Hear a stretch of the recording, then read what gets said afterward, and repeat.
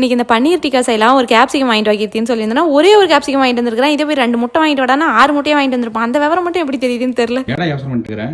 வேற ஏதாச்சும் பொடிகள் போடலாம்னு பார்த்துட்டு இருக்கேன். மூக்கு பொடி போடு தம்பி.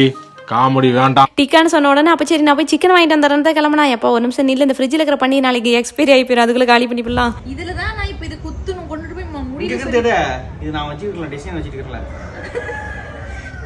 ஏன்டா இது வெந்து முடிக்கிற வரைக்கும் இப்படி ஏதாவது பார்த்துட்டு உட்காந்துட்டு இருப்போம். எனக்கே கொஞ்சம் பாவமாக தான் இருந்துச்சு கீர்த்தி பார்க்கறதுக்கு. எல்லா ஸ்கியூவர்ஸ்லையும் நான் தான் பன்னீர் அரேஞ்ச் பண்ணிட்டு இருந்தேன். ஃபஸ்ட்டு என்கிட்ட கேட்டாண்டி எனக்கு ஒரு குச்சி கொடுறா நானும் பண்ணுறேன்னு. இந்த பையன் அது பன்னீர் ரொம்ப சாஃப்டாக இருந்துச்சா, எல்லாத்தையும் போட்டு எனக்கு வரமாட்டேங்குதுறான்னு போயிடும், அதனால தான் கொடுக்கல. அப்புறம் ஒரு சில டைம் இதெல்லாம் கூட உட்காந்து யோசிச்சுட்டு இருப்பேன். இந்த கீர்த்தி பையனுக்கு மட்டும் அவன் நினச்சதெல்லாம் கரெக்டாக டைமுக்கு நடக்கும். அது எப்படின்னா, இவன் என்னைக்கு மிஷினில் ட்ரெஸ் போடுறானோ அன்றைக்கி மட்டும் சூப்பராக வெயில் அடிக்கும். 5-6 லோடு ட்ரெஸ் ஒட்டுக்கா போட்டு எல்லாத்தையும் சூப்பராக காய வச்சு எடுத்துகிட்டு வந்து மடிச்சு வச்சுக்குவான். நான் ஒரே ஒரு லோடு ட்ரெஸ் தான் போடுவேன். அன்னைக்கு ஆரம்பித்த மழை கண்டினியூஸாக 2-3 நாளைக்கு பேஞ்சு அந்த ட்ரெஸ்ஸையே நாசம் பண்ணி விடாத காய விட